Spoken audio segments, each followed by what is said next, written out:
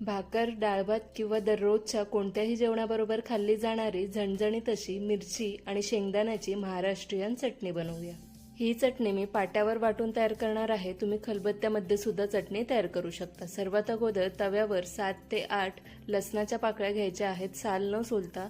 त्यानंतर लवंगी, लाल मिरची 7 आणि लवंगी, हिरवी मिरची 7 हे सर्व घालून मिरची आणि लसूण 2 मिनिटसाठी भाजून घ्यायचे।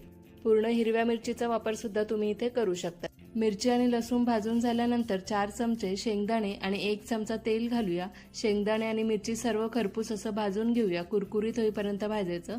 सगळे पदार्थ भाजून झाल्यानंतर शेवटला 1 छोटा चमचा जिरे घालून फक्त 30 ते 40 सेकंदसाठी तेही भाजून घेऊया। त्यानंतर हे सर्व साहित्य एका प्लेटमध्ये काढून पूर्णपणे थंड करून घेऊया।